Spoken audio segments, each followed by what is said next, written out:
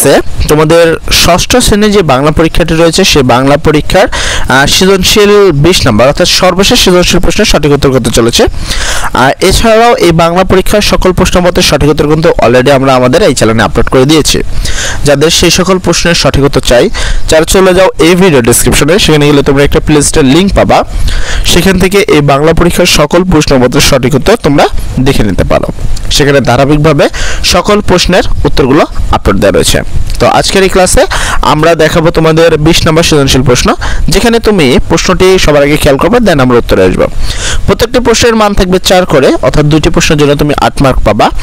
এখানে বলা হয়েছে 20 নম্বরে মনে করে তোমার বিদ্যালয় সম্পর্কে একটি লেখা প্রস্তুত করার জন্য সহপাঠীদের ছকে বর্ণিত বিষয়গুলো নির্ধারণ করা হলো। তো এখানে কতগুলো জিনিস দেখতে পাচ্ছ, যেমন বিদ্যালয়ের নাম, অবস্থান ও কাঠামো, প্রতিষ্ঠানের ইতিহাস বা প্রতিষ্ঠার ইতিহাস, বর্তমান শিক্ষক শিক্ষার্থী, শ্রেণীকক্ষ ও গ্রন্থাগার, বিভিন্ন কর্মকাণ্ড, অর্জন ও কৃতিত্ব। এখানে তোমার স্কুল সম্পর্কে এই বিষয়গুলোকে তোমাকে দিতে হবে। যেমন তোমার স্কুলের যে নাম সেটা দিবা, সেটা কোথায় অবস্থিত, তার কাঠামো কেমন, তারপর তোমার প্রতিষ্ঠার ইতিহাস কি, কত সালে প্রতিষ্ঠা করেছে, কতজনই হয়েছে, সেখান থেকে আসলে সকল বর্ণনা তোমাকে দিতে হবে। তো প্রথম প্রশ্ন হলো ছকে বর্ণিত বিষয়গুলো নিয়ে একটি লেখা প্রস্তুত করো। যেমনটা আমি বললাম সেটা নিয়ে একটি লেখা প্রস্তুত করবা যদি তোমার স্কুলের ইতিহাস সম্পর্কে তুমি জানো। তো এই প্রশ্নটা সবারই আলাদা আলাদা হবে, যদিও এখানে আমি একটা স্কুলের জন্য লিখে দিচ্ছি, বাট আমি তোমাদেরকে বুঝিয়ে দেবো যে কোন জায়গাটা একটু পার্থক্য করবা। খ নম্বর প্রশ্ন হলো তুমি যে লেখাটি প্রস্তুত করেছো তা কোন ধরনের তা চিহ্নিত করো। এবার তুমি যদি লেখো তাহলে সেক্ষেত্রে তুমি 2 নম্বরটা কিন্তু লিখতে পারবে না, কারণ কোন ধরনের লেখাটা তুমি বুঝতে নাও পারো। তাই আমি এরা যেভাবে লিখছি আর যে কথাগুলো বলছি খুবই মনোযোগ সহকারে শুনবা, যেন এই প্রশ্নের উত্তরটা তুমি তোমার স্কুলের মতে খুব সুন্দর করে দিতে পারো এবং এই স্কুলের ফুল মার্কটি পেয়ে যাও। তো চলো আমরা এই প্রশ্নের উত্তরটি দেখে নেই। তো এই প্রশ্নের উত্তরে আমরা সর্বপ্রথম যেটা লিখব, ছকে বর্ণিত বিষয়গুলো নিয়ে একটি লেখা প্রস্তুত করা হলো। হেডলাইনে আমরা দেব আমাদের বিদ্যালয়, এটা সবাই সেমই দিবা। আমাদের বিদ্যালয়ের নাম কাকলী উচ্চ বিদ্যালয়। এখানে একটু জিনিস খেয়াল রাখবা, এখানে যেখানে লেখা আছে কাকলী উচ্চ বিদ্যালয় সেই জায়গায় তুমি তোমার স্কুলের নাম লিখে দিবা। তুমি যে স্কুলে পড়ো সেই উচ্চ বিদ্যালয় লিখে দিবা, ঠিক আছে। তারপর বলা হয়েছে এটি একটি স্বনামধন্য বিদ্যালয়, এগুলো যা আছে হুবহু রাখবা। এই বিদ্যালয়টি নরসিংদী জেলার রায়পুর উপজেলায় মহেশপুর ইউনিয়নের মহেশপুর এবং জয়নগর গ্রামের প্রাণকেন্দ্রে অবস্থিত। এই লাইনটা সম্পূর্ণভাবে তোমাকে চেঞ্জ করতে হবে। এই জায়গায় লিখতে হবে কোন জেলায় অবস্থিত তোমার স্কুল, কোন উপজেলায় অবস্থিত তোমার স্কুল এবং কোন ইউনিয়নে অবস্থিত তোমার স্কুল। এখানে আমি যে জায়গায় দাগ দিচ্ছি এবং কোন গ্রামে তোমার স্কুল অবস্থিত সেই জায়গাগুলো কিন্তু তোমাকে চেঞ্জ করতে হবে। যেমন আমি প্রথমে নরসিংদীতে দাগ দিচ্ছি, এখানে তোমার স্কুলটা যে জেলায় সেই জেলাটার নাম লিখবা। তারপর রায়পুরে দাগ দিছে, রায়পুরাতে এখানে লিখবা ওই স্কুলটা কোন উপজেলায় অবস্থিত, মানে তুমি কোন উপজেলায় থাকো। এখানে মহেশপুরে দাগ দিয়েছে, সেটা হলো তুমি কোন ইউনিয়নে থাকো।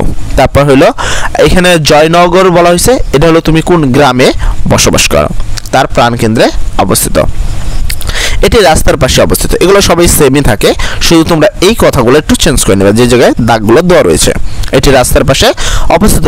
এই বিদ্যালয়ে একটি বিশাল খেলার মাঠ এবং মাঠের দুই পাশে 5 তলি বিশিষ্ট 2টি দালান রয়েছে। এখানে 5 তলা লেখা রয়েছে, তবে এখানে তোমাদের যদি তলা কম বেশি হয় বা 2 তলা 3 তলা হয়, তোমরা সেই কথাটাই লিখবা যে 2 তলা বিশিষ্ট, 3 তলা হলে 3 তলা বিশিষ্ট, বা কোনো তালা না হলে 1 তলা বিশিষ্ট 2টি দালান রয়েছে। বিদ্যালয়ের চারপাশ সীমানা প্রাচীর রয়েছে। এটা সব প্রশ্নে সবারই থাকে, তো এখানে তোমরা সেই কথাটাই লিখতে পারো, কোনো প্রবলেম নাই। এখানে লেখা আছে 1996 সালে বিদ্যালয়টি প্রতিষ্ঠা হয়েছে। কিন্তু একটা কথা রাখবা, এখানে 1996 এটা লেখা আছে এই কাকলী উচ্চ বিদ্যালয়, তবে তোমাদের এটা 1996 না হতে পারে। তুমি যদি সঠিক না জানো তাহলে এখানে যা আছে তাই লিখে দিবা, কোনো প্রবলেম নাই। তবে চেষ্টা করবা তুমি তোমার স্কুলের সঠিক জানা যে কখন তোমার স্কুল প্রতিষ্ঠা করা হয়েছে। সেটা তোমরা স্কুলের যে সাইনবোর্ডটি থাকে সাইনবোর্ডের নিচে যদি খেয়াল করো সেখানেই পেয়ে যাবা যে কত সালে তা প্রতিষ্ঠা করা হয়েছে। তো চলো এর পরের অংশটুকু দেখে নিই। 10 বিঘা জায়গা নিয়ে একটি বিদ্যালয় প্রতিষ্ঠিত হয়। বর্তমানে এই বিদ্যালয়টি 1000 শিক্ষার্থী ও 50 জন শিক্ষক রয়েছে। আমাদের এই বিদ্যালয়ে 30টি শ্রেণীকক্ষ ও একটি বড় গ্রন্থাগার রয়েছে। গ্রন্থাগারে প্রায় 2000 বই রয়েছে। প্রতিষ্ঠাকাল থেকেই আমাদের বিদ্যালয়ের শিক্ষার্থীরা বিভিন্ন সামাজিক ও সাংস্কৃতিক কর্মকাণ্ডে অংশগ্রহণ করে থাকে। গত এইচএসসি পরীক্ষায় আমাদের বিদ্যালয় থেকে 100 জন শিক্ষার্থী জিপিএ 5 পেয়েছে এবং শতভাগ শিক্ষার্থী পরীক্ষায় উত্তীর্ণ হয়েছে। তাছাড়া একজন শিক্ষক মেধা তালিকায় নরসিংদী জেলার প্রথম হয়েছে। এখানে তোমরা সেম টু সেম যা লেখা রয়েছে তাই লিখে দিবা, শুধু এখানে নরসিংদী কথাটা লেখা রয়েছে সেই চেঞ্জ করে তুমি তোমার জেলার নামটা লিখে দিবা, তাহলেই তোমাদের 1 নম্বর বা ক নম্বর প্রশ্নের সঠিক উত্তরটি হয়ে গেল।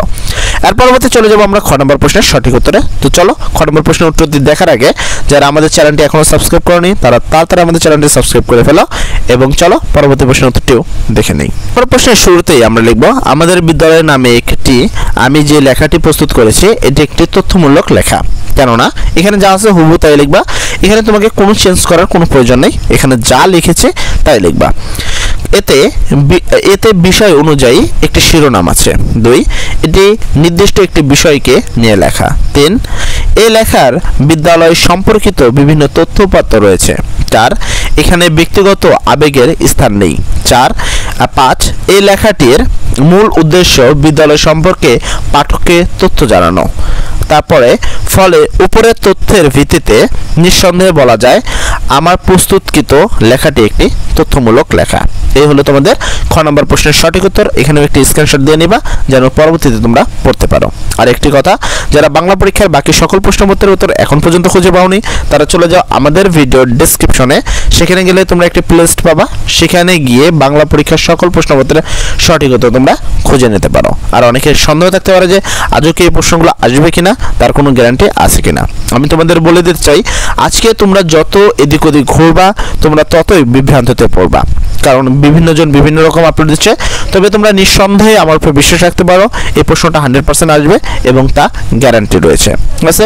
আর যদি না আসে তাহলে তো আছি আমি তোমাদের সাথে, আমি কোথাও পালাচ্ছি না। তো অবশ্যই তোমরা চ্যানেলটি তখন আনসাবস্ক্রাইব করে দিতে পারো, তবে এখন আপাতত চ্যানেলটি সাবস্ক্রাইব করে রাখো। আমি আশা করি এই প্রশ্নটি হুবহু আগামীকাল চলে আসবে পরীক্ষার কেন্দ্রে। সর্বোপরি কথা, সবাই ভালো থাকো। আসসালামু আলাইকুম।